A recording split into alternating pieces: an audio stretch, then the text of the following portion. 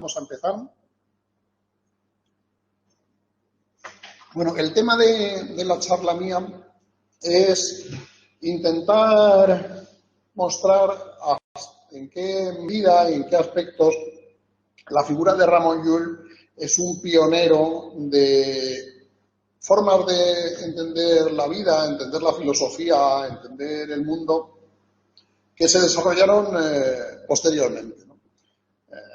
Vamos a ver en qué medida Ramon Llull es un pionero, o como digo en el título, es un visionario de la modernidad. Bueno, para empezar, yo creo que a mí el epíteto que más me gusta de Ramon Llull es este de Ramón Barba Florida, que por lo visto le pusieron los estudiantes de París en su última visita. Y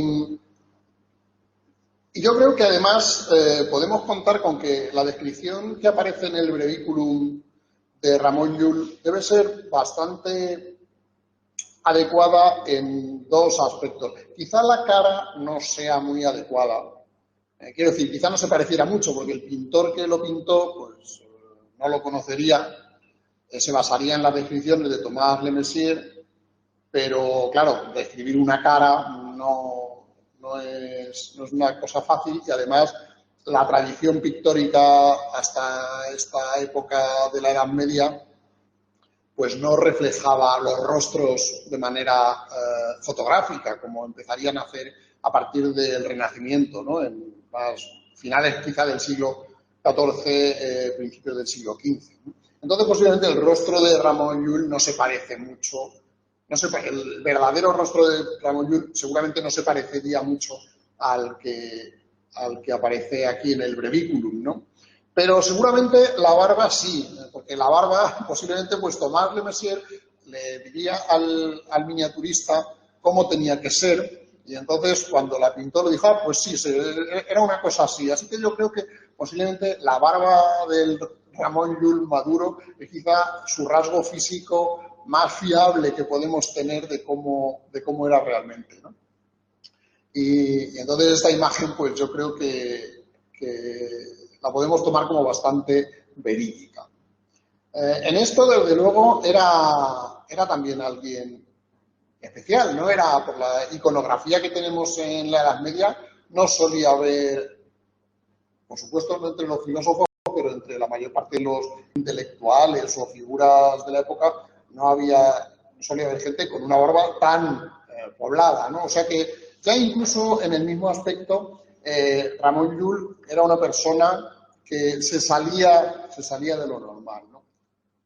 Bueno, este es el mundo de Ramon Llull. Este mapa es un poco posterior, pero bueno, es el mundo que conocía, pero bueno, es del siglo XIV también.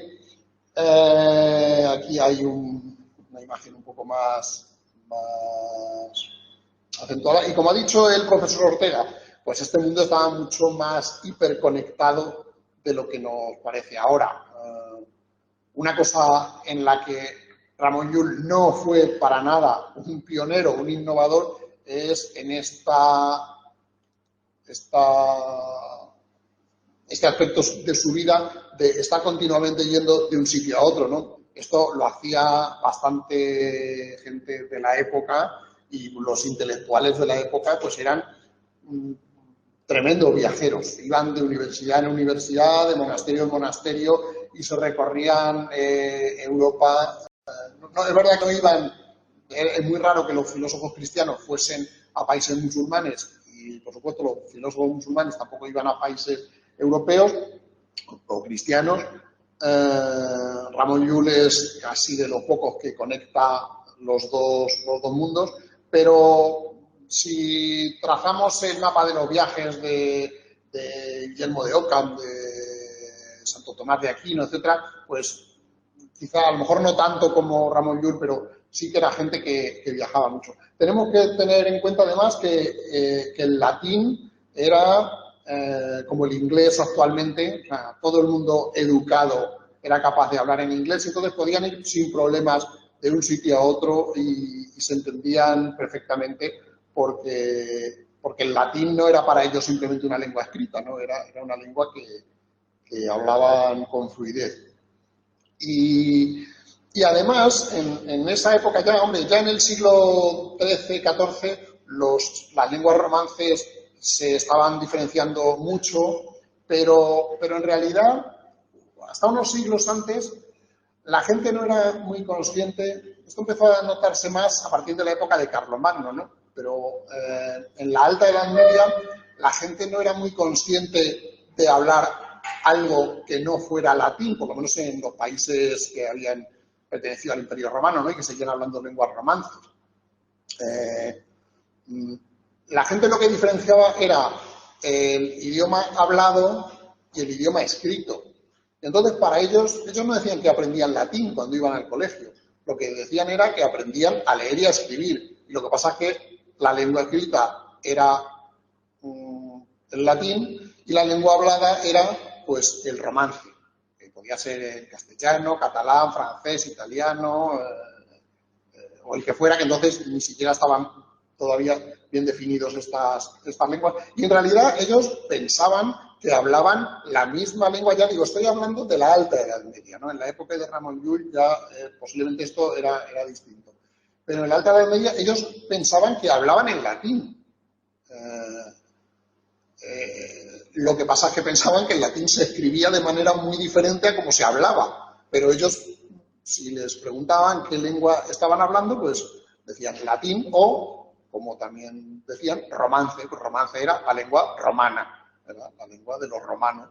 Y seguramente hacia la época de Carlomagno, siglo IX, siglo X, pues una persona de Santiago de Compostela que viajase a Roma o a París, o viceversa, que hiciera el Camino de Santiago, pues cuando llegase a Santiago o a Roma y hablase con los lugareños, pues seguramente era capaz de hablar en su latín, es decir, en lo que ahora empezaríamos a llamar el galaico portugués, y en Roma le entendían, pensaban que hablaba un poco raro, pero pensaban que hablaba la misma lengua, solo que un poco raro. En la época de Llull, pues las lenguas se habían diferenciado más que en la época de Carlomagno, pero todavía eran relativamente similares, ¿no? Así que seguramente cuando Llull viajaba a París con los profesores y estudiantes de allí hablaba en latín, pero seguramente si se iba a una taberna a tomar algo, pues con el tabernero él seguramente hablaba en su mallorquín y la gente le entendía relativamente bien, ¿no? Porque no se habían diferenciado tanto los dos idiomas. Seguramente pensarían que era más cuestión de acento que de gramática y de vocabulario la diferencia entre las dos lenguas. Naturalmente, cuando fuera a Chipre, bueno, en Chipre estuvo con los templarios que en su mayoría eran franceses, ¿no? Entonces, si eran franceses del sur, pues hablarían en occitano que se entenderían perfectamente. Pero claro, a partir de Grecia, lo que hablaba la mayor parte de la gente, de los cristianos, era griego más que latín. Y bueno, y sus viajes al norte de África, pues demuestran que también, al contrario que la mayor parte de los intelectuales de su época, pues él dominaba el árabe bastante bien. Es verdad, como cuenta en la vida coetánea, que estuvo 10 años con un esclavo que le enseñaba el árabe, pero es posible que en realidad él el árabe ya lo hablase desde pequeño, porque seguramente su familia pues tendría en Mallorca muchos esclavos serían árabes, serían de origen árabe y con ellos habría podido aprender a hablar y a entender el árabe. Y lo que hizo con este esclavo seguramente fue aprender a escribirlo, a leerlo y aprender la literatura árabe. Lo cual, por otro lado, pues nos hace sospechar que seguramente seguía existiendo en esa época en Mallorca suficientes manuscritos árabes, pues de temas religiosos, filosóficos, teológicos, etcétera, que él hubiera podido aprender. Es una pena que no tengamos la versión original en árabe del libro de la Contemplación, porque nos habría dado una idea mucho más precisa de qué nivel de conocimientos arábigos era el que realmente tenía Jung.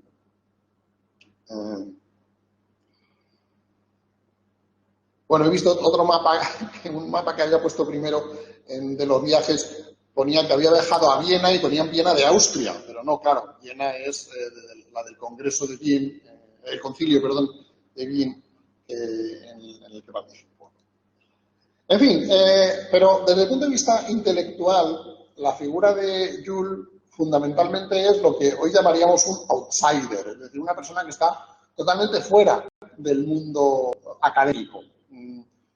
Yo creo que la impresión que les debió causar a los profesores de París y a Ramón de Peñafort y a otros con los que hablase es un poco... Yo aquí, la verdad es que, como yo soy profesor de la universidad, a lo mejor tiendo a simpatizar un poco más que los expertos en Jules, tiendo a simpatizar un poco más con los profesores de la Sorbona. O sea, la impresión que les debió causar un señor que pensaba demostrar absolutamente todo de una forma absolutamente nueva, pues debía ser un poco parecida a la que a los profesores de la universidad nos da a veces cuando viene un estudiante que quiere hacer una tesis doctoral o un TFM o un TFG sobre todo, una teoría que lo cubra todo, que lo explique todo, y que es una teoría absolutamente revolucionaria. ¿Cómo reaccionamos los profesores cuando nos viene un estudiante con estas ideas, con estas pretensiones? Pues, desde luego, la primera reacción es no tomárnoslo muy en serio e intentar reconducirle hacia algo un poco más ortodoxo, un poco más en la línea con lo que se hace en la comunidad académica, ¿no? Claro, de los estudiantes que vienen con estas pretensiones, pues quizá el 99% son gente muy desorientada, incluso algunos un poco desequilibrados, pero a lo mejor hay un 1% que en realidad son unos genios, que lo que proponen, si les dejáramos hacerlo, pues sería una maravilla. Y evidentemente el caso de Jules se corresponde más con estos, pero evidentemente desde el punto de vista del establishment académico de la época, un personaje que no es que despreciar a Aristóteles porque utiliza sus conceptos y los toma en serio, pero no piensa que sea el mejor método para conocer el mundo, que desde luego desprecia a Averroes como el principal intento de aristotelizar la religión monoteísta y, por supuesto, no sabemos, creo que no hay documentos que nos digan exactamente lo que pensaba sobre la teología dominante en la época.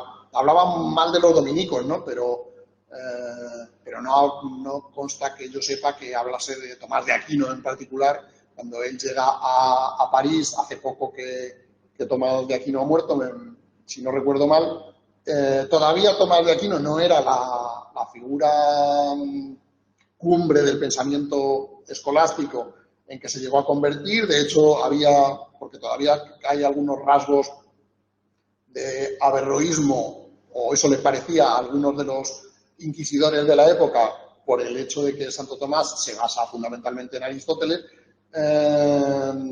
todavía no era, digamos, el pensamiento oficial de la Iglesia Católica, pero desde luego es algo muy diferente a lo que estaba intentando hacer Ramón Llull. De hecho,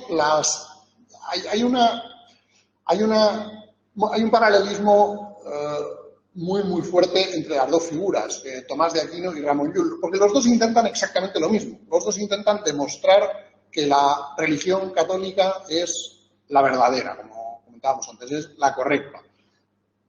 Tomás de Aquino lo hace de forma, entre comillas, más exitosa, porque es la forma en la que al final la Iglesia va a reconocer como oficial el tipo de filosofía oficial, no solo en la época escolástica, sino sobre todo luego de manera muy importante a partir de la Contrarreforma y el Concilio de Trento, ¿no? Y la doctrina de Santo Tomás pues, se convierte en la manera oficial de la Iglesia Católica de intentar hacer compatible la razón y la fe, ¿no? Santo Tomás es menos radical que Llull en este sentido, porque Santo Tomás sigue reconociendo que hay aspectos de la fe católica que son indemostrables, que la razón no llega a ellos, los puede iluminar, puede permitirnos comprenderlo mejor, pero no puede demostrarlos. Son artículos de fe, puede explicarlos en el sentido de llegar a hacernos entender un poco lo que significan, pero no puede demostrarlos. Y en cambio, en Ramon Llull no hay una distinción radical entre la fe y la razón, sino todo lo contrario. Él lo que pretende es decir, yo puedo ir a las tierras de los infieles y demostrarles que la religión buena es la católica, y demostrarlo con razonamientos. No me hace falta para nada, dice mucho, menciona en sus obras la autoridad, pero podemos leer entre líneas que lo que no hace falta para nada es la fe. No hace falta aquí echar mano de artículos de fe. Solo con la razón es posible. Entonces, estas dos posturas, digo, van a intentar construir lo mismo, es la justificación racional de la fe cristiana. La que triunfó, digamos, dentro del universo católico fue la tomista. La de Llull, yo creo que en el fondo ha tenido más repercusión, como veremos, que, digamos, es una venganza que, como se dice, es un plato que se toma frío, ¿no? Ha tardado sus siglos, pero el mundo de hoy es más lulliano que tomista.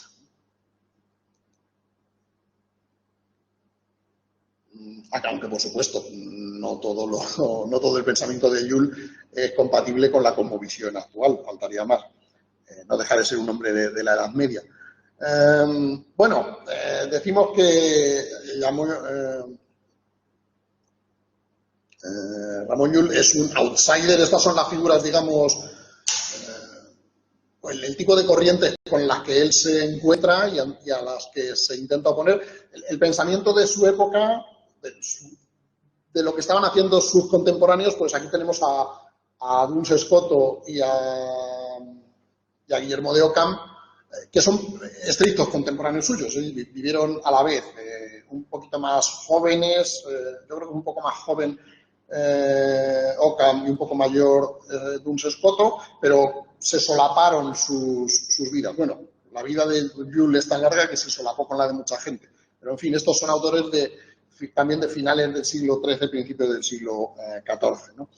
Y la obrita que aparece aquí, quizás estaría mejor en la diapositiva anterior, es la lógica de Pedro Hispano, que también, digamos, representaba la ortodoxia, el tipo la visión que se tenía en esos momentos de lo que era, en lo que consistía la racionalidad, ¿no? Y a él va a intentar oponer a esta forma que se hereda básicamente de Aristóteles, ¿no? Va a intentar oponer otra forma de entender qué es eso de la racionalidad. Bueno, esto es una imagen de las clases en la universidad de la época y, bueno, aquí como el profesor tiene una barba bastante poblada, pues nos podemos imaginar que es el propio Llull de visita en la Sorbona explicando sus teorías a los estudiantes de por allí. Los que están a la izquierda pues serían otros profesores tienen la barba más larga, ¿no? Pero, en fin, vemos que hay estudiantes atendiendo, estudiantes que no están hablando entre ellos, más los del fondo, claro, otro que está como durmiendo, pero bueno, eso decía el profesor Ortega que no ha cambiado mucho la sociedad, pero, en fin, esto, aquí vemos que tampoco, ¿no? Pero un aspecto más importante, yo creo, en el cual hemos contrastado a Llull con la universidad de su época, con el pensamiento académico de su época, pero un aspecto que yo creo que no se pasa, que no se profundiza demasiado en él, y yo creo que es muy importante y en lo cual es un pionero realmente, Ramon Llull, es el hecho de que es un laico. Y no solo que es un laico, sino que es una persona que no pertenece al mundo universitario, que va de visita al mundo universitario de vez en cuando, pero él no pertenece al mundo universitario, no es un académico. Y todas las figuras que tenemos aquí, que son las figuras más importantes de la filosofía del barroco, bueno, sale también Kant, que está ahí a la izquierda tachado, de Kant nos vamos a olvidar, está Descartes, Spinoza, Leibniz, Hobbes, Locke, Berkeley y Hume, a grandes figuras del racionalismo y el empirismo de los siglos XVII y XVIII, todas ellas tenían una cosa en común con Joule, que no tenían en común con Tomás de Aquino, con Dunsel Cotta, con Guillermo de Ockham, etc. Y que ninguno de estos fue profesor en la universidad, ninguno. Las grandes figuras del pensamiento de la modernidad no proceden de la universidad. El primer gran filósofo posterior al siglo XV o XVI, el primer gran filósofo que fue profesor de universidad fue Kant. Kant es ya de la segunda mitad del siglo XVIII. El nuevo pensamiento, la nueva forma de pensar se crea fuera de la universidad. De hecho, la universidad en los siglos XVII y XVIII solía representar más bien el pensamiento arcaico, el pensamiento escolástico al que los pensadores innovadores de la edad moderna se estaban enfrentando, ¿no? Y en esto Joule, desde luego, pues es un antecedente clarísimo. De hecho, Joule es el primer gran pensador de la Edad Media que no es religioso. Bueno, Boecio quizá había sido el último gran pensador medieval, y Boecio es medieval así, o sea, Boecio vive poco después de la caída de Roma, es muy alta Edad Media, pero todos los demás, San Isidoro, San Anselmo, Beda, por hablar de los de la alta Edad Media, ¿no? Y por supuesto todos las grandes figuras de la escolástica eran religiosos y, entre comillas, en tiempos de Isidoro no existían universidades, pero las universidades, al fin y al cabo, empezaron siendo las escuelas catedralicias, e Isidoro, pues, lo que hacía más o menos era eso también, ¿no? El pensamiento medieval el pensamiento filosófico y científico medieval es un pensamiento básicamente universitario. Y, en cambio, el pensamiento de la edad moderna, el pensamiento filosófico de la edad moderna, es un pensamiento extrauniversitario.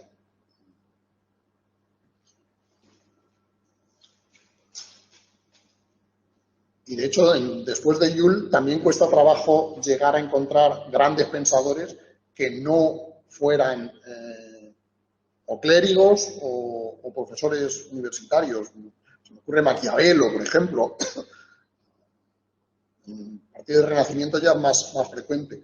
Pero, desde luego, la forma nueva de ver el mundo no surge en las universidades. En las universidades, curiosamente, sí surge la ciencia. Galileo, la ciencia moderna, quiero decir, Galileo es profesor en la Universidad de Pisa, Newton es profesor en la Universidad de Cambridge, aunque, bueno, hay muchos grandes científicos de la época, Huygens, Gassendi, el propio Pascal, etcétera, que también eran de fuera del ámbito universitario. Así que estamos acostumbrados quizá a pensar en la universidad como el motor del saber, pero la modernidad procede de haberse opuesto a ese motor tradicional del saber, y ya digo, en eso Joule pues es un pionero. Es un pionero también, por supuesto, y esto no es una novedad ni siquiera en este curso, como autor en lengua vernácula. Pues yo creo que es seguramente no solo el primero que escribe literatura en catalán, por supuesto, pero desde el punto de vista de la filosofía es más importante el hecho de que es el primero que escribe filosofía o de temas filosóficos en una lengua que no era el latín o el griego o el árabe de la época, ¿no? Y esto es algo que comparte también con los autores de la Edad Moderna, del Barroco. Galileo pues escribe sus obras en italiano, Descartes tiene el gran éxito que tiene, en parte porque sus obras las escribe en francés, Hobbes escribe el Leviatán en inglés, etcétera, etcétera. Y esto, que parece una novedad en el siglo XVII, pues es algo que Joule había hecho pues 300 años antes, ¿no?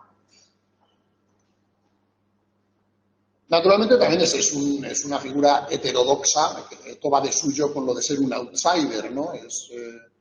Es alguien que propone una teoría que no se sabe muy bien cómo encajarla dentro del corpus oficial intelectual de la época, ¿no? Y en el que puede haber habido, eso es una desgracia que Llull escribe de tal manera que no deja mucha constancia de sus fuentes, ¿no? Entonces no sabemos muy bien de dónde ha sacado sus ideas, pero posiblemente esta cultura árabe que recibió en Mallorca pues le haya dado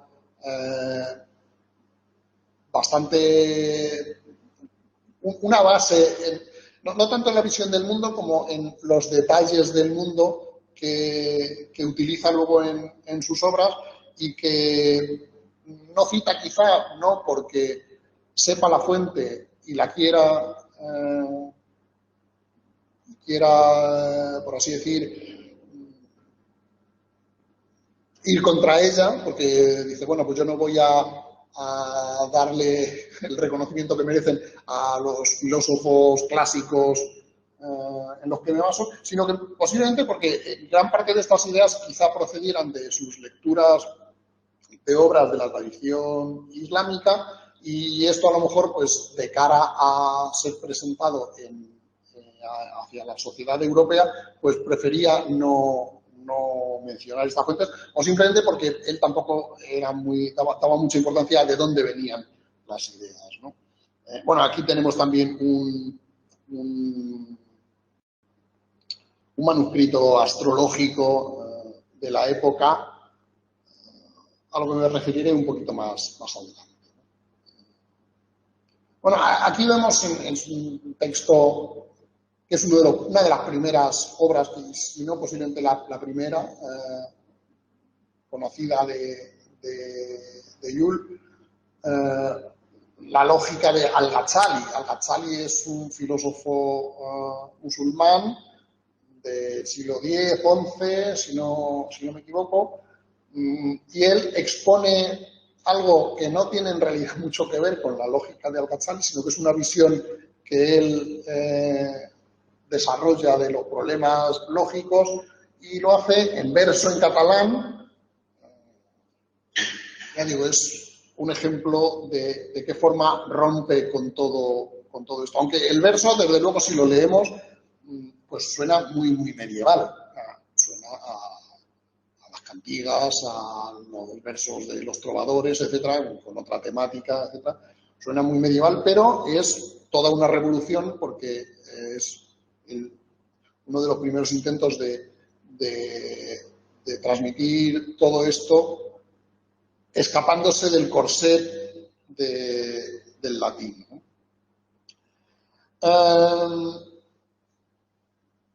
Antes de meternos en el meollo de la charla, que es la exposición del arte de Llull, para hacernos un poco una idea también del tipo de intelectual que era esta rebelión interna contra el saber de su época y este convencimiento profundo de que el saber de la época, con lo que me refiero básicamente a este intento de adaptar el cristianismo a la racionalidad aristotélica, pues esta rebelión contra el saber de la época le hace, en cierta medida, rebelarse casi contra todo, ¿no?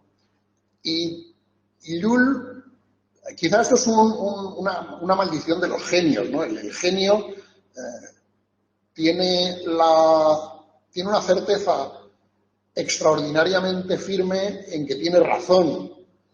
Y naturalmente, pues los genios a veces tienen razón y a veces no tienen razón, ¿no? Y un aspecto, simplemente pues es una curiosidad, pero lo traigo porque nos da una visión bastante precisa, yo creo, del tipo de mentalidad de Llull, es este librito de finales del siglo XIII que trata sobre la cuadratura del círculo, donde Llull intenta cuadrar el círculo.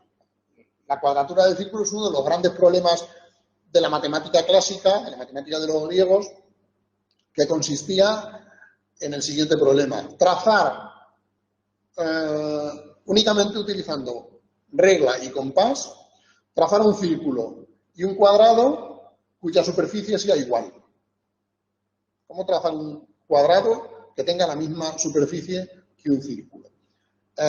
Los griegos no consiguieron resolver este problema, a pesar de que las mejores mentes se dedicaron a ello, y Joule pensó que lo había conseguido. Y esta es su aparente demostración de la cuadratura del círculo. Y lo que tenéis aquí pues es un círculo, como veis, que tiene un cuadrado inscrito y un cuadrado circunscrito. Es decir, hay un cuadrado en el interior del círculo, el cuadrado pequeñito.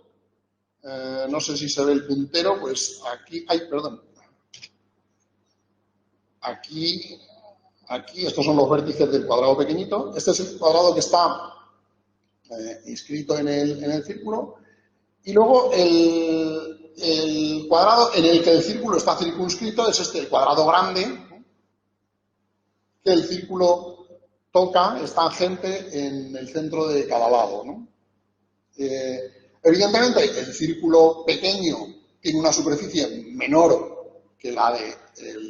el cuadrado pequeño tiene una superficie menor que la del círculo y el cuadrado grande tiene una superficie mayor que la del círculo, porque el cuadrado pequeño cabe entero dentro del círculo y el círculo cabe entero dentro del cuadrado grande, con lo cual la superficie del círculo está entre medias de las dos. Y él dice, bueno, pues tracemos una línea desde el vértice del cuadrado pequeño hasta el vértice del cuadrado grande, al vértice más cercano del cuadrado grande, y elijamos el punto medio de esa línea, que sería el punto A. Luego igual en el punto B, el punto C y el punto D. Y dibujemos un cuadrado a partir de estos 4 puntos. Pero es un cuadrado intermedio entre el cuadrado grande y el cuadrado pequeño. Y Joule nos dice que a la vista está que el área que sobresale, bueno, como veis, el cuadrado mediano intersecta el círculo. Hay partes del círculo que sobresalen del cuadrado mediano y hay partes del cuadrado mediano que sobresalen del círculo. En esta esquina, esta parte del área del círculo, perdón, del cuadrado está fuera del círculo y esta parte, esta especie de luna superior del círculo está fuera del cuadrado mediano, ¿no? Y lo que nos dice Joule es, bueno, pues esta área es igual a esta, o sea, esta esquina del círculo es igual a esta luna, perdón, esta esquina del cuadrado mediano es igual a esta luna del círculo, esta es igual a esta, pero dice que es igual porque lo mira y le parece igual, pero un geómetra ve eso y eso no es una demostración ni nada que se le parezca. O sea, y de hecho no es igual. En el siglo XIX se logró demostrar que era imposible cuadrar el círculo. Hay una demostración matemática de que no es posible resolver el problema de la cuadratura del círculo. Es decir, no se puede, mediante regla y compás, dibujar un círculo y un cuadrado de superficie igual. Así que el cuadrado que ha dibujado Joule en realidad no tiene la misma superficie que el círculo. Es un poco menor, un poco mayor. Fiarse de que visualmente nos parezca, bueno, yo creo que incluso visualmente la luna, la superficie del círculo que sobresale del cuadrado mediano, visualmente yo creo que incluso se aprecia que es un poco mayor que la esquina del cuadrado que sobresale del círculo, ¿no? Así que este es el tipo de mentalidad de Joule, es decir, está tan convencido de lo que piensa que no le da importancia al hecho de que los métodos de los académicos de la época, en este caso los geómetras, tengan algo que oponer a lo que él está diciendo. La actitud de los profesores de la Sorbona al recibir la obra de Joule, pues nos la podemos imaginar imaginándonos a los profesores de geometría de la Sorbona, no a los de teología, sino a los de geometría. Imaginémonos a los profesores de geometría de la Sorbona viendo esta demostración. Y dicen, bueno, usted directamente no sabe de lo que está hablando. O sea, esto no es una demostración geométrica. Las demostraciones geométricas se hacen de una manera diferente. Usted no pertenece sea, no es cuestión de pertenencia, digamos, institucional, no es que no tenga usted un título, es que no sabe usted lo que hay que hacer para obtener el título. Usted no sabe lo que es una demostración geométrica. Pues bien, esto que en el caso de la geometría nos parece, desde el punto de vista de la actualidad, bastante evidente que sería la reacción de los profesores de geometría ante lo que le presentaba Llull, pues seguramente los profesores de teología y filosofía pues se encontraban en una situación parecida. Es verdad que la filosofía y la teología no son tan precisas y tan exactas como la geometría, pero la pretensión de Llull, si nos acordamos, es que sí, que era que podía hacerse igual de exactas y de precisas, ¿no? En fin, claro, él era consciente al final de su vida del poco éxito que había tenido en convencer a sus contemporáneos sobre sus teorías, ¿no? Y bueno, pues ¿qué es lo que dicen los demás? Pues sobre todo los más dicen que estoy chalado. Él era consciente de que la impresión que daba a la mayoría de la gente es que era un loco que proponía teorías que estaban muy alejadas de la racionalidad, ¿no? Naturalmente, no vamos a entrar en si era un loco o no, desde luego no sería un loco en el sentido de padecer una enfermedad mental, eso seguro que no, pero sí seguramente era verdad que tenía unas ideas, entre comillas, un tanto enloquecidas, pero claro, la humanidad ha avanzado gracias a las ideas enloquecidas. Todas las cosas que ahora nos parecen a lo mejor triviales, pues empezaron, ideas que ahora nos parecen triviales, pues en su momento empezaron en muchos casos pareciendo una locura, ¿no? En fin, y vamos a pasar a, como digo, el núcleo de la charla, que es el arte de Llull, a la que dedica gran parte de su obra, tanto explícitamente como luego en otras obras que no forman parte, digamos, del corpus del arte, pero sí se refiere continuamente a él, ¿no? Uno de los grandes problemas de los estudios lullianos es de dónde sacó la idea. ¿De dónde sacó la idea de hacer algo así como el arte? Porque es una innovación tan radical, ya digo, intelectualmente seguramente mucho más importante a largo plazo de lo que ha sido la teología de Santo Tomás, por ejemplo. Es una innovación tan importante pues que está justificada la idea, o sea, la pregunta de, bueno, ¿y esto en qué se pudo inspirar? Y desde luego no hay fuentes que no lo digan y no existe nada anterior que sea suficientemente parecido como para decir, sí, esto lo saco de aquí. Pero entre las cosas que, si no eran muy parecidas, sí que pueden ser algo parecidas, pues podemos señalar algunas. Por ejemplo, uno de los libros que más circularon en la Edad Media, en la época de Llull, posiblemente ya no tanto, pero se seguía estudiando y copiando, era en la obra de San Isidoro de Sevilla, que también era una figura muy peculiar, ¿no? Que le podíamos dedicar un curso, un año. También eso de explicar el mundo a través de las etimologías de las palabras, pues también es una idea bastante enloquecida, ¿no? Pero una obra que no pertenece a las etimologías y que seguramente en la Edad Media era incluso más popular que las etimologías, y eso que las etimologías eran, durante toda la Alta Edad Media, eran la obra más popular. O sea, todos los monasterios tenían por lo menos una copia de las etimologías, ¿no? Pero un libro aún más popular de San Isidoro era un librito breve con la descripción del mundo, lo que hoy llamaríamos un libro de geografía y cosmología, que su título real era De Natura Rerum, o sea, sobre la naturaleza de las cosas, igual que el libro de Lucrecio, ¿no? Pero que tradicionalmente, bueno, comúnmente no se le llamaba así, sino que se le llamaba el Liber Rotarum. O sea, el libro de las ruedas. Y se le llamaba el libro de las ruedas porque tenía muchos circulitos. Era un libro lleno de circulitos, ¿no? Circulitos para explicarlo todo, ¿no?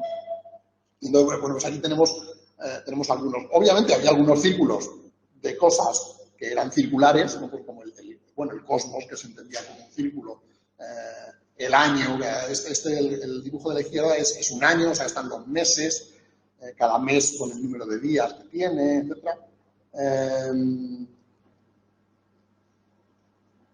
Hay círculos sobre los elementos, aunque aquí está reducido a unos cuadrados en vez de un círculo. Pero, en fin, era un libro en el que todo se explicaba a partir de círculos y es probable, o posible por lo menos, que quizá parte de la inspiración pues le viniese por aquí, ¿no? En la época de Joule ya empezaba a ser importante la astronomía de Ptolomeo, el sistema con la Tierra en el centro, el Sol y los planetas dando vueltas, y los planetas girando en epiciclos alrededor de un punto de la órbita de cada uno.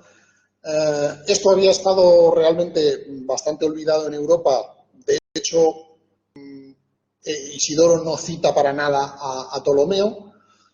Se recoge en el mundo musulmán y de las primeras veces que se empieza a popularizar otra vez en Europa es a principios del siglo XIII, o sea, un poco anterior a Joule, en la obra de Johannes Sacrobosco. Sacrobosco, que por cierto era un inglés de un sitio que se llamaba Hollywood, en inglés. Hollywood, bosque sagrado. O sea que es una historia muy hollywoodiense esta, ¿no? Bueno, pues en este libro de Spera Mundi es en realidad una especie de compendio de la astronomía de Ptolomeo y, por supuesto, pues está llena de circulitos también para reflejar las órbitas. Aquí tenemos unas imágenes del mecanismo de los eclipses, etcétera, etcétera, ¿no? Una cosa curiosa de Sacrobosco es esta teoría que aparece en el cuadro de la derecha.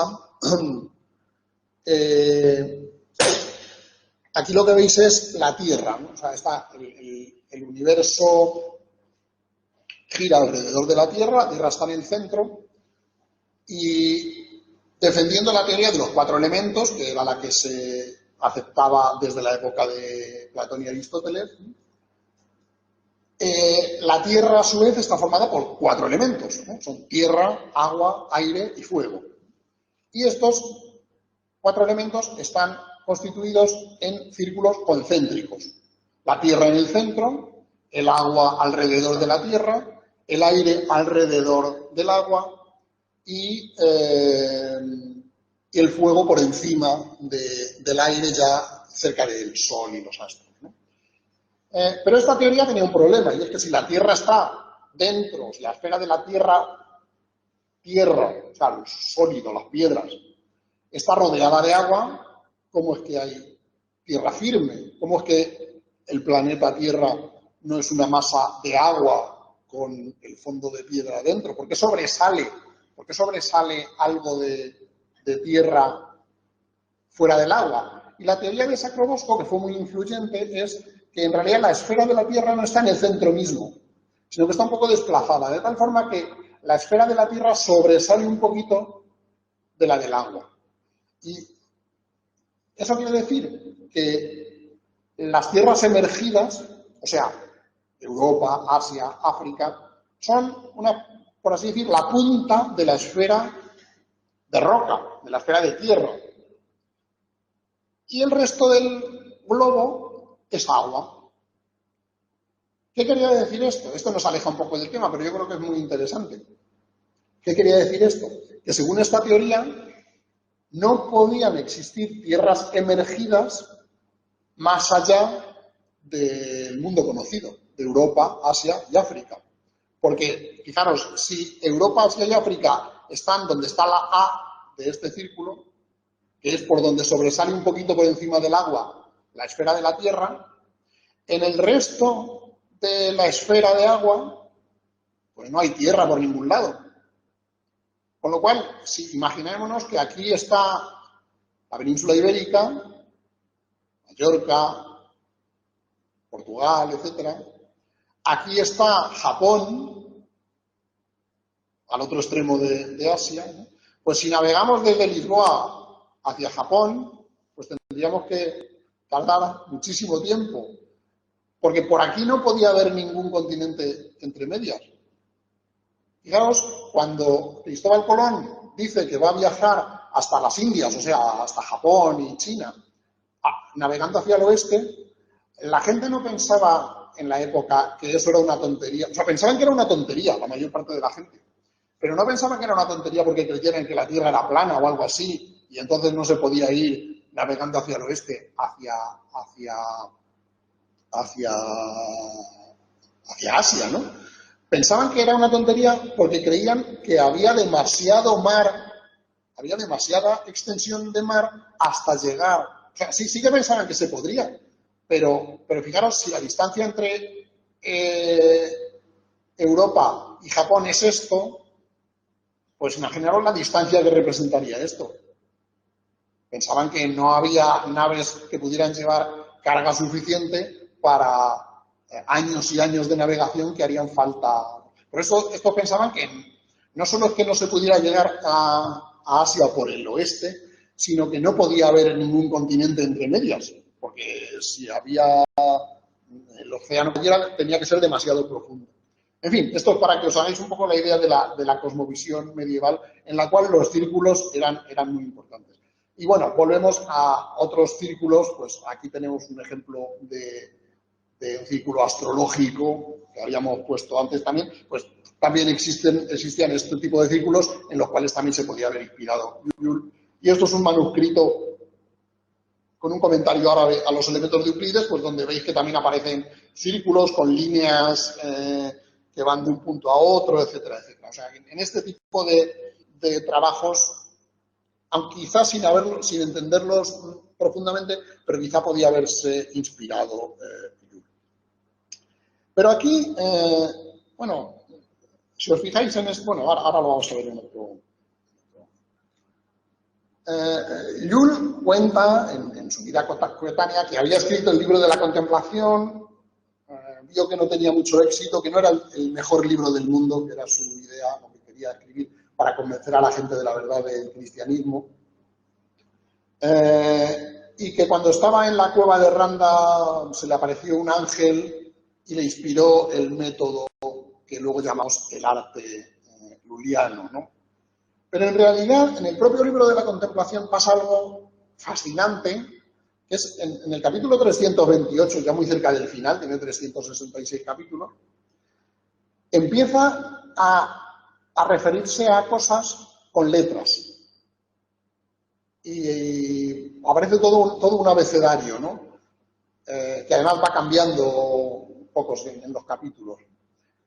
Bueno, el secreto de Dios, vamos a llamarlo a la Trinidad, vamos a llamarlo B. Y a partir de ahí empieza, en vez de hablar del secreto de Dios, pues dice A. Y en vez de hablar de la predestinación, dice B. Y empieza a referirse a los conceptos con letras. Esto es algo que luego, como vamos a ver, en el arte tiene una importancia fundamental, pero que ocurre de repente. Es decir, antes de la supuesta revelación que tuvo, se le debió ocurrir, cuando estaba escribiendo el capítulo 327, o iba a empezar el 328, se le ocurrió esta cosa extraña de utilizar letras para designar conceptos. Y luego empezar a hablar de los conceptos mediante las letras. Esto es algo que naturalmente nosotros estamos muy acostumbrados a hacer en el álgebra, que hablamos de la X, la Y, las variables A, B, C, etcétera, en los problemas de matemáticas. Joule seguramente no conocía gran cosa del álgebra, que era un invento de los matemáticos musulmanes, que entonces estaba empezando a gotear hacia Europa, por así decir, pero más importante que el álgebra de la Edad Media no utilizaba letras. Era justo lo contrario. Cuando nosotros decimos X, ellos decían una palabra, decían, hay una cosa que no sé qué, y si esta cosa la elevamos al cuadrado, no ponían una X y un 2 pequeñito. O sea, no utilizaban símbolos, sino que utilizaban palabras. Y él lo que hace es justo lo contrario, es utilizar símbolos, letras iniciales, o bueno, simplemente letras aisladas, para representar conceptos. Así que del álgebra no lo pudo sacar, pero sí que lo pudo sacar de la geometría. En los libros de geometría, si uno coge un ejemplar de los elementos de Euclides, por ejemplo, que aquí tenéis una página de un manuscrito griego de los elementos de Euclides, griego pero medieval, ¿no? Y una página de una traducción de un manuscrito latín de los elementos de Euclides, pues veis que en las figuras sí que aparecen letras, cada punto, como hemos visto en lo de la cuadratura del círculo, cada punto está señalado con una letra. Y luego en el texto, pues lo que nos está diciendo la demostración es, a partir del punto B se puede trazar una línea que va al punto C, esa línea la llamamos D, etcétera, etcétera. Esta costumbre de designar a entidades con una letra y luego hablar de ellas utilizando estas letras, pues es una costumbre que viene del método geométrico y casi con toda seguridad pues fue en este tipo de literatura donde Joule se le ocurrió la idea de utilizar letras para abreviar los nombres de los conceptos, ¿no? Esto lo combinó, o sea, están las dos ideas, esta de utilizar letras para sustituir a los conceptos y utilizar círculos para representar las relaciones entre los conceptos.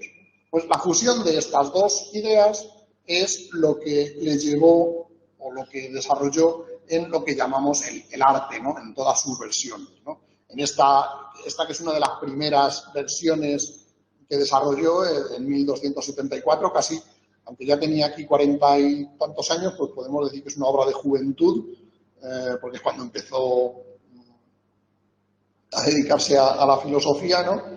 En esta vida tan larga que tuvo. Pues aquí aparecen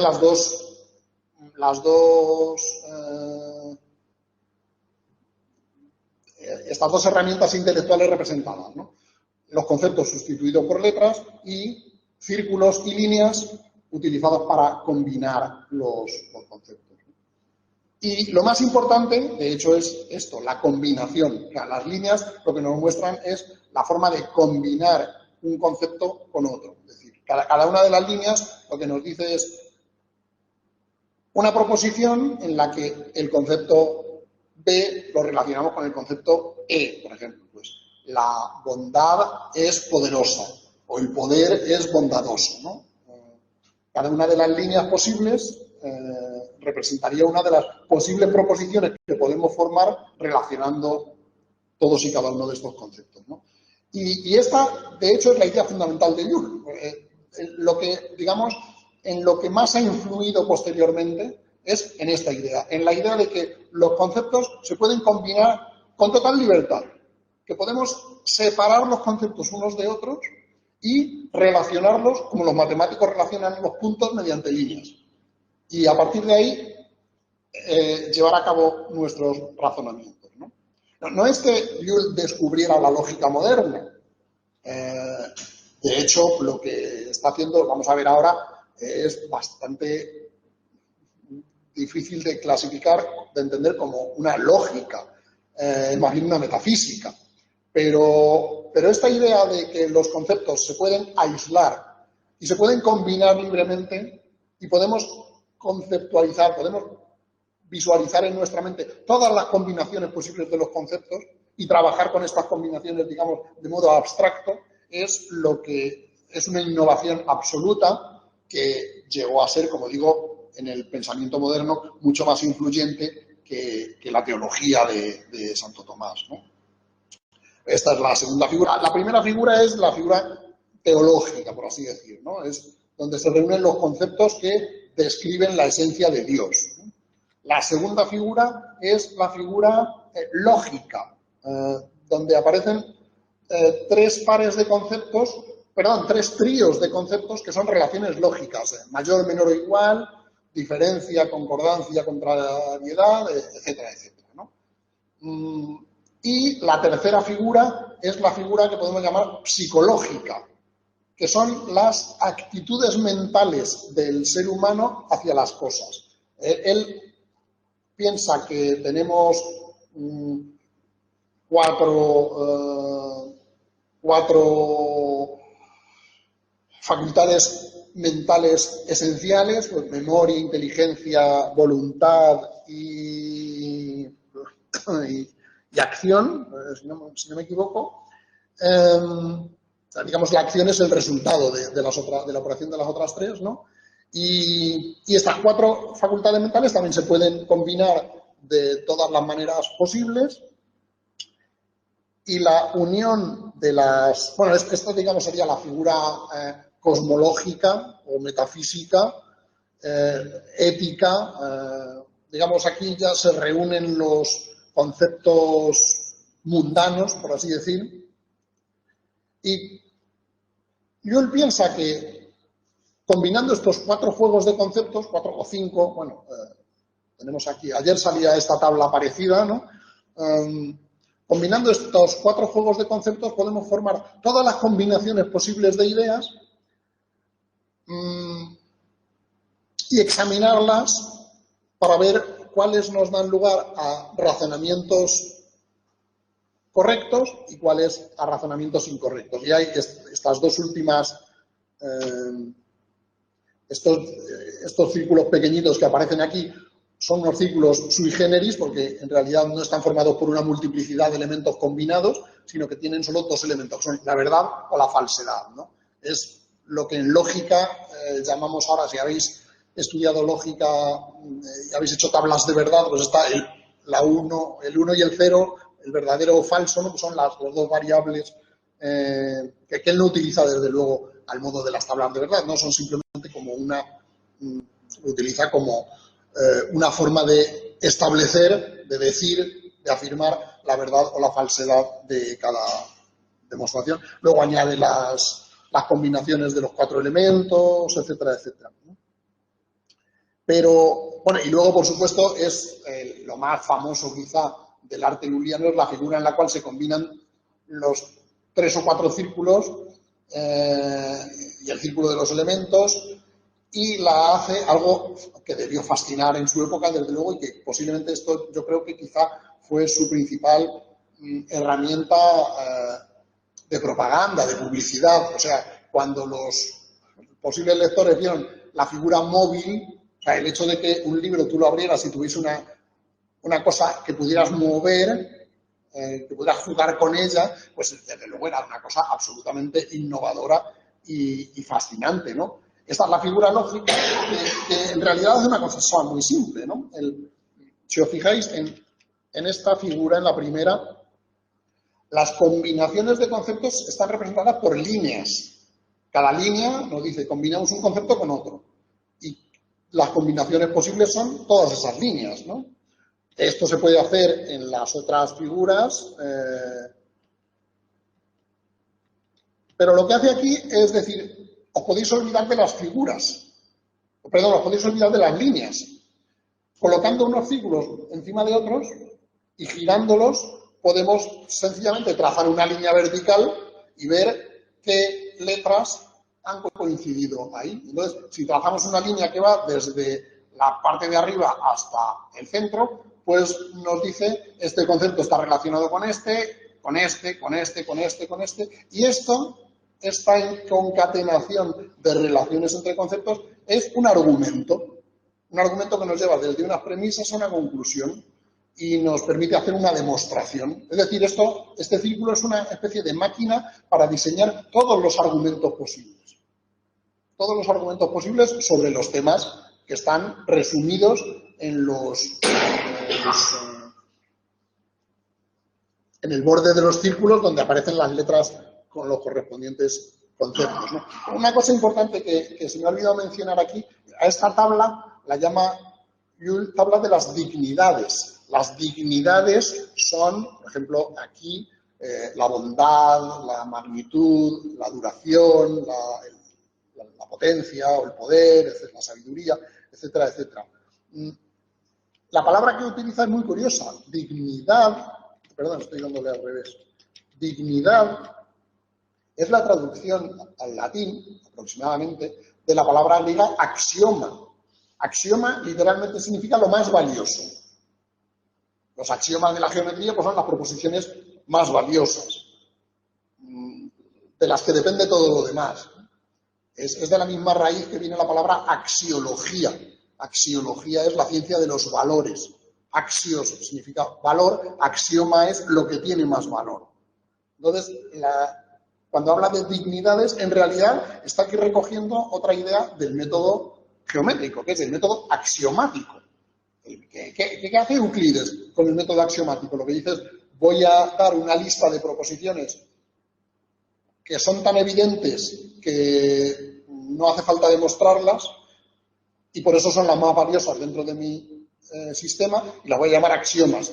Y a partir de estas proposiciones y de otras poquitas más, vamos a demostrar todo lo demás. Por ejemplo, una línea, la línea recta es la distancia más corta entre dos puntos. Esto no se puede demostrar, pero lo vemos y miramos y es evidente. Esto sería un axioma. Pues bien, el hecho de que Llull llame a estos conceptos clave en su arte, los llame dignidades, pues también nos da una pista de que seguramente la herramienta conceptual en la que más, la herramienta metodológica en la que más se estaba basando al crear este método era el método axiomático de Euclides. Que nos encontramos estas dos cosas. Primero, el uso de la palabra dignidades o axiomas para llamar a sus conceptos fundamentales y el uso de las letras para representar los puntos, los elementos de los gráficos y así hacer más fácil el razonamiento. Ayer en la charla primera de la tarde salía algo muy curioso y era esta idea de Llull de que el arte se podía aprender en 3 meses si uno no era muy listo. Si uno era muy listo, en 2 semanas se lo aprendía. Uno, desde luego, coge las obras de Llull y dice, ¿este tío de qué habla? O sea, esto es imposible. Este tocho tan gordo, ¿cómo va a ser posible aprendérselo en 3 meses? ¿No? Pues él estaba convencido de que era muy fácil, precisamente porque lo que había encontrado era algo que no entendían sus contemporáneos, que tardaron muchos siglos en entender los pensadores, y que ahora nos parece muy evidente, que es, cuando pienses, no pienses en las cosas, piensa en los símbolos con los que representan las cosas. Olvídate de la bondad, olvídate del poder, etc. Tú piensas en B, C, D, D. Una vez que estás pensando en esas cosas abstractas, las combinas, haces transformaciones, ahora llamaríamos algebraicas, o sea, puramente formales, con esos símbolos, llegas a una conclusión y luego le vuelves a dar el relleno de los conceptos. Luego vuelves a pensar en qué es lo que estás diciendo. Pero mientras lo estás haciendo no necesitas pensar qué es lo que estás haciendo. Solo necesitas manipular los símbolos. Por eso a la lógica contemporánea, a la de la actualidad, se le llama lógica simbólica. Porque es una lógica que hablamos de la proposición P, la proposición Q. Bueno, pero P, ¿qué dice? Que da igual lo que diga P. Tú piensas en proposiciones en abstracto y entonces las manipulas mentalmente. Y claro, eso, que claro, era mucho más inteligente de lo normal, pues le debía resultar muy fácil. Claro, luego los matemáticos, los lógicos y otras personas que han utilizado el pensamiento formal, pues claro, se han acostumbrado a hacer esto, pero claro, para sus contemporáneos era algo muy, muy extraño. Cuando él dice que es muy fácil aprender el arte, es porque una vez que aprendes a pensar en términos abstractos es muy fácil. Pero claro, lo que no les era fácil era aprender a pensar en términos abstractos, ¿no? Bueno, este es en uno de los manuscritos, ya digo, la figurita móvil, ¿no? Claro, esto, pues ya digo, les parecería fascinante a los que se compraran el manuscrito, que un manuscrito de la época costaba lo suyo, pues esto era todo un juguete, ¿no? Y es tan juguete que a mí cuando lo vi, a lo primero que me recordó es un juguete que había en mi infancia, que yo no lo tuve, lo vi en casa de amigos que podían tener más dinero, llamaba el robot mágico, que eran unos círculos con preguntas y respuestas, ¿no? Entonces tú ponías al robot señalando una pregunta, le soltabas y se iba a la respuesta correcta. Y no, qué listo. Bueno, pues el robot mágico del siglo XIV era esto, ¿no? Bueno, y luego, claro, otra cosa que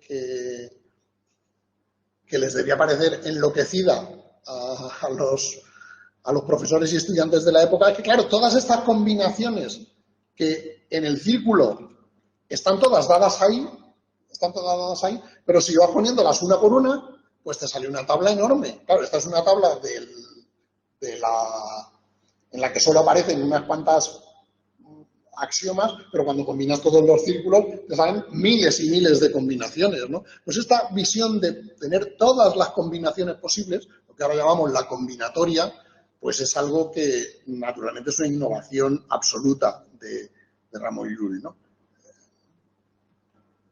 Claro, ¿no? Se van haciendo más y más grandes, ¿no? Cada una de estas celdas, que él llamaba cámaras, pues representa, cuando se trata solo de un círculo, una proposición, tal cosa es tal otra. Cuando se combinan varios círculos, o lo que es lo mismo, cuando se combina una cámara de una tabla correspondiente a un círculo con una cámara de una tabla correspondiente a otro círculo, lo que nos da es un razonamiento, nos lleva de una proposición a otra, ¿no? Eso lo llamaba cámaras, ¿no? Y todos los libros que dedica al arte, pues está continuamente hablando de cámaras. Ahora voy a explicarlo un poco más, pero esto es simplemente un ejemplo para que os veáis, para que veáis en qué consiste el arte, ¿no? El arte, al fin y al cabo, es un método para formular respuestas formular preguntas y encontrar respuestas, ¿no? Y aquí tenemos la pregunta: ¿puede Dios alterar el fin para el que Él ha creado una criatura? Una pregunta claramente teológica, ¿no? Respuesta: T, Y, A, E, I y A, Z. Evidentemente, imaginaros a un discípulo de Santo Tomás escuchando esto en la Sorbona. ¿Qué piensa? Este está como una cabra. ¿Qué es esto de T, Y, A, E, I y A, Z? O sea, ¿pero qué me está usted diciendo? Claro, esto, como digo, es un puro formalismo. La idea de reducir los razonamientos a símbolos requiere dos cosas. Primero, saber cómo traducir los conceptos a los símbolos. Tercero, manipular los símbolos, llegar a una conclusión y luego reinterpretar esa conclusión en términos que podamos entender. Eso es lo que nos hace el párrafo anterior. Es decir, ¿qué quiere decir esto de TI, AA, EAI y AZ? Pues quiere decir esto: al principio F recuerda la segunda cámara y luego la primera, y G entra en las cámaras tercera y cuarta en la que entiende la solución. Y esto, claro, el estudiante de Santo Tomás pues también se quedaría a cuadros. ¿Esto qué es? Aquí lo que está haciendo Llull es combinar, recordad, esta tabla, que es la tabla psicológica. La F de la que habla es esa F que aparece aquí arriba, ¿no? La memoria. Esta, que es la tercera figura, es la persona que está preguntándose. Son las actitudes mentales de la persona que está preguntándose. Y está preguntándose sobre qué relaciones lógicas de las que aparecen aquí pueden darse entre las cosas que aparecen aquí y las cosas que aparecen aquí. O sea, cada uno de los razonamientos de Llull consiste en un cuentecito, por así decir, un relato de una persona que, descrita con las actitudes intelectuales o cognitivas, voluntad, memoria, inteligencia, etcétera, que aparecen aquí. ¿Qué puede hacer esa persona cuando aplica las relaciones lógicas que aparecen aquí? Diferencia, contrariedad, ser mayor, ser menor, ser más poderoso, ser menos poderoso, etcétera. Cuando las aplicamos a estos conceptos y a estos otros conceptos. Naturalmente, aquí no hay nada de lógica. O sea, si la demostración de la cuadratura del círculo no tenía ni pies ni cabeza desde el punto de vista geométrico, esta demostración tampoco tiene mucho de lógico desde el punto de vista de la lógica, por supuesto, la lógica aristotélica ni la lógica actual, ¿no? Porque en realidad, si os fijáis, no es lógica, es psicología y lógica aplicada a la metafísica. Perdón, ahí me está saliendo ahí una... se apagará en 27 segundos, pues no sé. Pero solo aparece en ese monitor. Vale, o sea, vosotros sí lo estáis viendo. En fin, bueno, esto es más o menos para que os hagáis una idea del aroma, el sabor que tienen las demostraciones del arte, ¿no? Ayer el profesor Ramis hablaba de lulistas y lulólogos y lulófilos. Esto naturalmente daba pie a intentar entenderlo con seriedad, pero también daba pie incluso a los lulófilos a entenderlo un poco a pitorreo, ¿no? Y se cuenta una anécdota de dos de los principales lulianos del siglo XIV, Nicolás de Cusa y Besarión, el cardenal Besarión, que era un cardenal griego que había, no sé si huido o viajado a Italia, era también un gran humanista, ¿no? Y eran muy devotos de la lógica de Jung, ¿no? Pues se cuenta que estaban de caza y estaban persiguiendo una liebre y la liebre se escondió. Y Besarión preguntó, ¿dónde se ha metido la liebre? Y Nicolás de Cusa dijo, aplica la regla CDK del Ars Magna y hallarás dónde está la liebre. Y esto es un chiste que contaban sus seguidores. Imaginaros lo que contaban los enemigos, ¿no? Pero daba un poco esta impresión, ¿no? La idea de Jung era que con este método se podía explicar todo. Hasta dónde se había escondido una liebre, ¿no? En realidad, claro, esto desde el punto de vista de nuestras nociones de un cálculo algorítmico, de un programa informático, por ejemplo, pues esto está muy lejos de ser un verdadero método demostrativo. Digamos que plantea la semilla de cómo representar el razonamiento de manera puramente abstracta. Esa semilla la plantea. La forma en la que lo desarrolla, desde luego, es un poco enloquecida, pero es normal porque también es el primer intento de hacerlo, ¿no? Y luego pues se fue depurando a lo largo de los siglos, como veremos. Pero yo creo que una imagen que puede ser útil para entender el sentido del arte luliano es que el arte luliano no es en realidad una hoja de cálculo, en el sentido de que una hoja de cálculo tú le metes un problema de matemáticas y te lo resuelve, sino que más bien una base de datos, en el sentido de que tú has metido ahí los datos y los datos los tienes que meter tú, no te los da el programa. Lo que te da el programa es todas las clasificaciones posibles que puedes hacer con esos datos, todas las combinaciones posibles que puedes hacer con esos datos. Y luego, cuando buscas una combinación determinada, pues el programa te la da. Así que quizá, desde el punto de vista de la informática, quizá el arte es algo más parecido a una base de datos, no una base de datos en el sentido de la Wikipedia, que ahí está todo, sino una base de datos como los programas de base de datos, que están para poder sacar la información, ¿no? Y lo más importante, repito, de todo esto es la idea de que el razonamiento es algo que se puede mecanizar, que el proceso de razonamiento es algo que se puede abstraer del contenido del razonamiento, que no es tanto una actividad intelectual.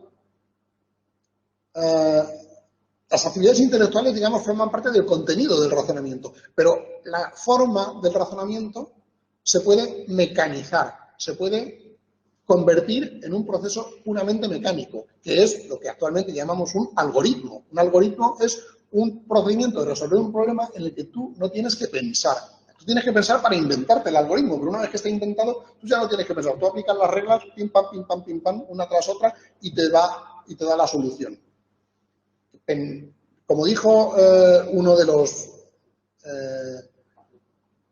lulianos, aunque, bueno, sí lo reconocía alguna vez, pero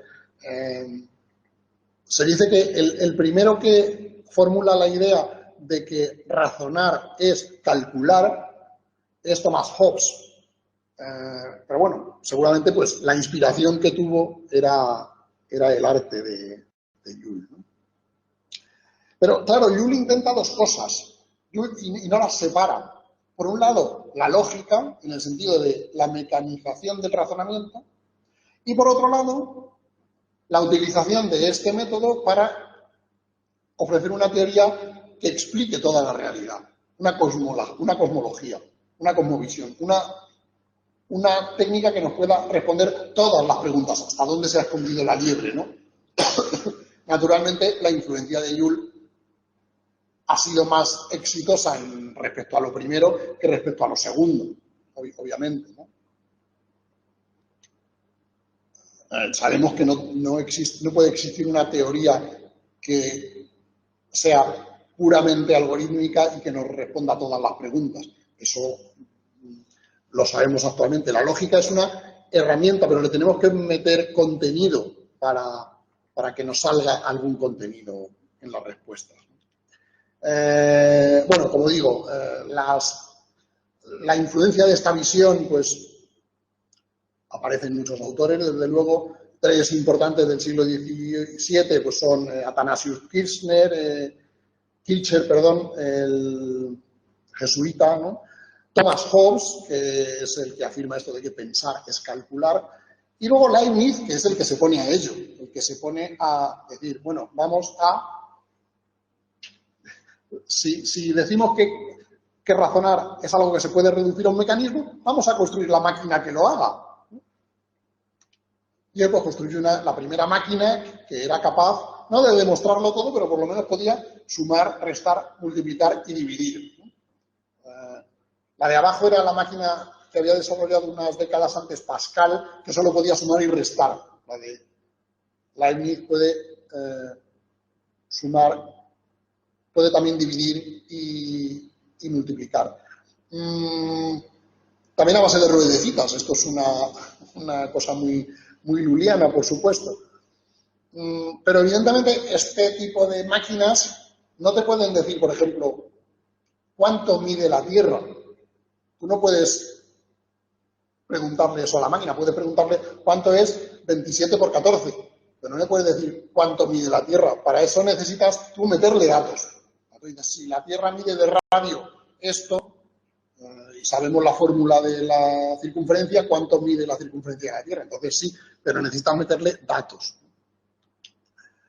Bueno, esto de todas formas tenía antecedentes que no conocían desde luego ni Joule ni Leibniz. Esto que aparece aquí, que también a la vista, obviamente, pues es muy luliano, es la máquina de Antikythera, o de Antikythera, que es un mecanismo astronómico del siglo II, quizá antes de Cristo, que se encontró a finales del XIX en un naufragio, en una nave naufragada de la que se llevaba el botín de Grecia hacia Roma, porque Cicerón habla de una máquina parecida, que también se llevarían a Roma, ¿no? Y esto es un mecanismo que, a partir de circunferencias, de círculos con engranajes, permitía predecir las posiciones de los planetas. Y es el primer ejemplo conocido de algo que podríamos llamar una calculadora mecánica, ¿no? O sea, que existía este tipo, la idea tiene antecedentes incluso anteriores a Joule, aunque por supuesto esto se había perdido por completo y en tiempos de Joule nadie recordaba que este tipo de máquinas hubieran existido. Digamos, estamos hablando de las dos grandes ideas de Joule. Una, la idea de que razonar es calcular, como lo expresó luego Hobbes, que es la que ha dado lugar a la informática moderna, desde luego. Y luego la idea de que podemos encontrar una teoría para que lo demuestre todo, ¿no? O que todo se puede demostrar a partir de la razón, ¿no? Esto ha tenido una influencia más limitada, menos exitosa, por supuesto, y muy restringida a ciertas áreas, por ejemplo, al área de la filosofía. Spinoza, pues también intentó aplicar el método geométrico, el mismo en el que se inspiró Joule, para demostrar también todas las propiedades del mundo y de la realidad y de Dios. Quizá el ejemplo más luliano pues sería el de Hegel, que la ciencia de la lógica es también un intento de construir todo el conocimiento posible del mundo combinando los conceptos que surgen de la pura razón, ¿no? Pero también Una influencia más exitosa y más práctica, pues es el intento de aplicar el arte luliano, esta reducción de todo el conocimiento a unos pocos axiomas a partir de los cuales deducir, a partir de las relaciones entre los cuales deducir todo lo demás, pues esto en realidad el propio Lull lo hizo aplicándolo al derecho, tiene algunos libros que aplican el arte al tema del derecho, y esto es posiblemente uno de los éxitos prácticos mayores de Lull, muy indirecto, ¿no? Porque todo lo que se conoció como la codificación del derecho, a partir del siglo XVIII en Francia sobre todo, y luego con la publicación del Código Civil de Napoleón en 1804, pues es más o menos esto, es intentar encontrar un sistema de leyes que sea racional. Es decir, bueno, ¿cuáles son los principios en los que se deben basar las leyes y cuáles son las leyes que se deducen en los casos prácticos a partir de aquí? Ya digo, yo creo que esto es quizá el éxito práctico más, aparte de la informática y el cálculo mecánico, el éxito práctico más importante del pensamiento de Lull sobre la civilización contemporánea, ¿no? Pero para terminar voy a hablar de otro, muy brevemente, de otro caso en el que la combinatoria de Lull ha dado lugar a algo que está muy, muy, muy presente en nuestras vidas. Es que Lull es el primero que se sabe que reflexionó sobre métodos electorales. Los métodos electorales, había habido democracia desde hacía siglos, había habido democracia en Grecia, había asambleas en todas partes, estaba el Senado, estaba el concilio, estaba el cónclave, etcétera, etcétera. Y tanto las asambleas como la democracia necesitan sistemas de votación, pero cuando no se trata solo de elegir sí o no, o votar sí o no a una propuesta, sino de elegir a alguien como representante, por ejemplo, elegir al Papa. Pues tenemos en un cónclave hay muchos candidatos. ¿Cómo elegimos al Papa? Hasta la época de Lull se fingía que el Papa se elegía por unanimidad.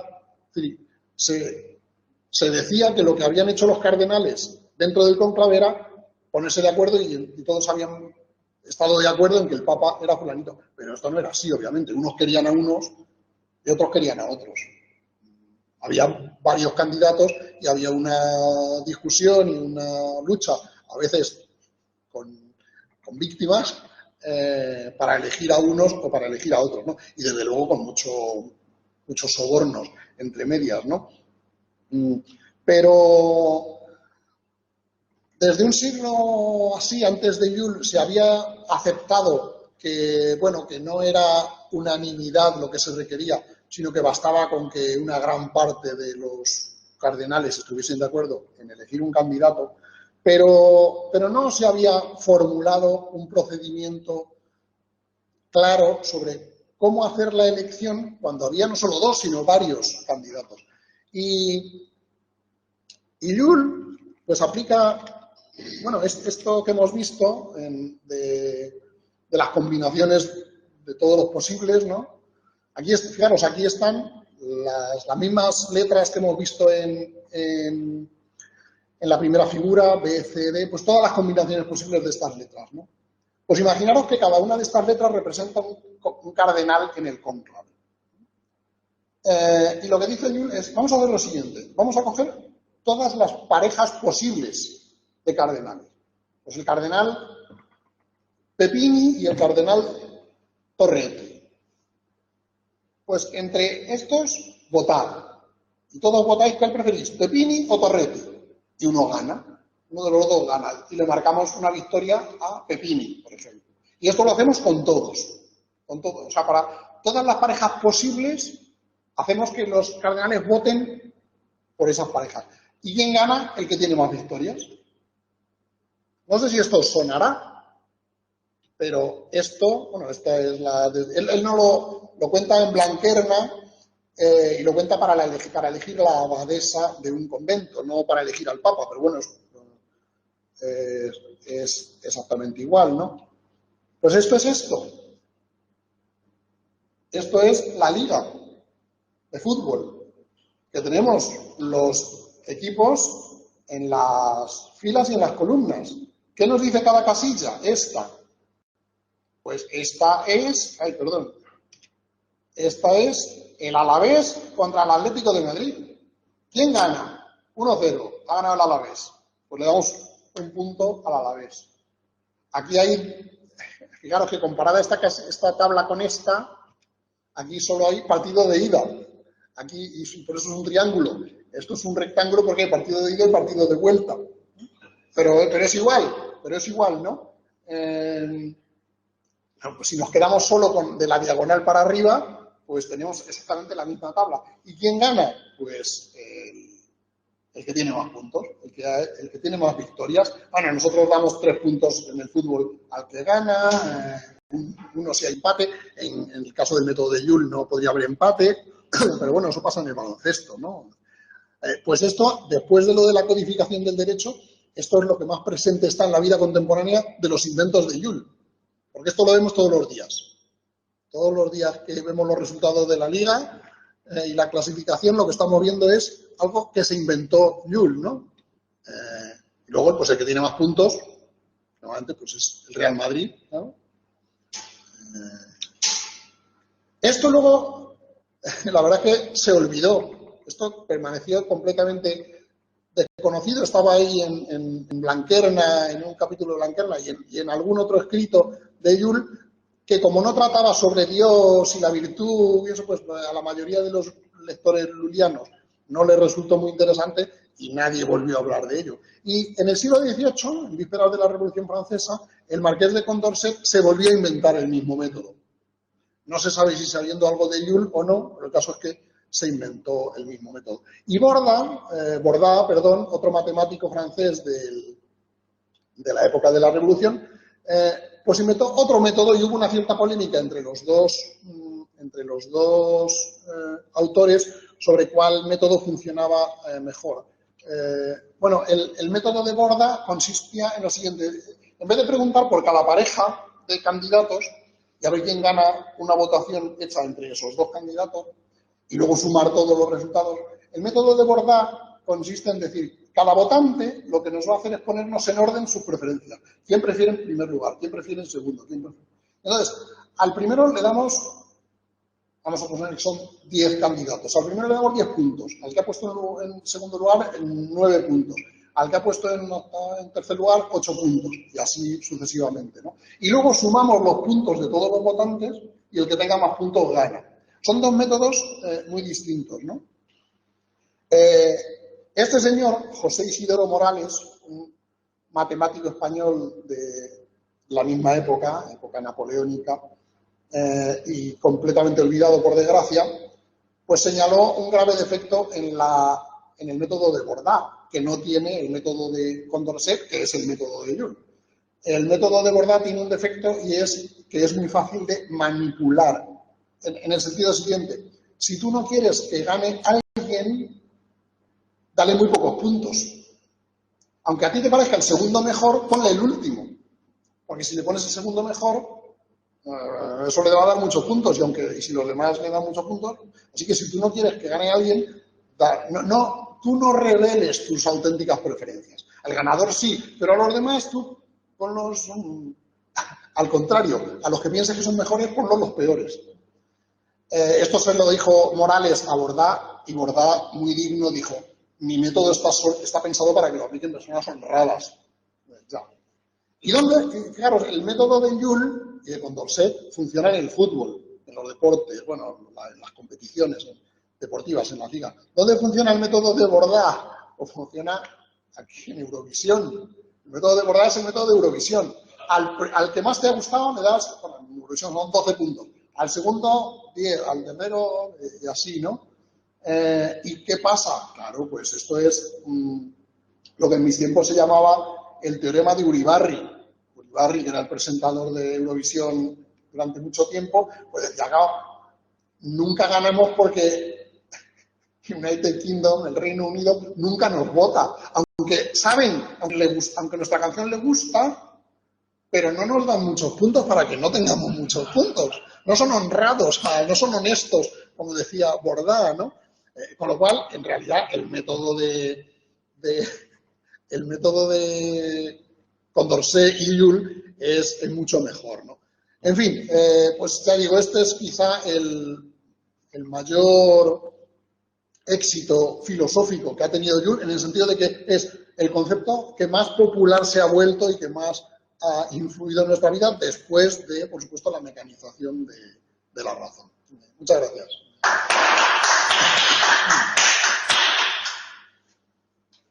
Quería hacerle una pregunta, si me permite. Sí, si te acercas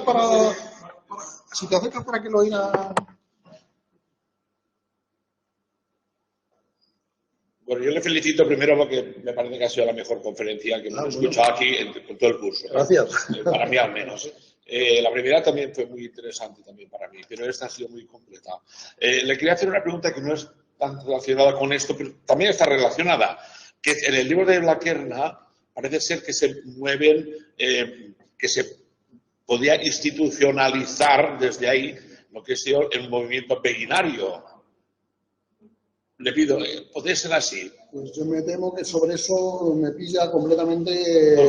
Porque él montó incluso, yo he visitado el espacio donde se montó, donde no es que se montó un movimiento beguinario aquí en Mallorca, antes que existieran... Pero después de vida de Llull o en vida de Llull. Creo que debía ser en el tiempo de Llull, porque lo hizo un tal señor Vic. Pues es posible, desde luego. Y entonces en Blaquerna sale el movimiento, es decir, no es que sea el movimiento beguinario como tal, sino que salen los ejemplos donde se monta luego el movimiento beguinario.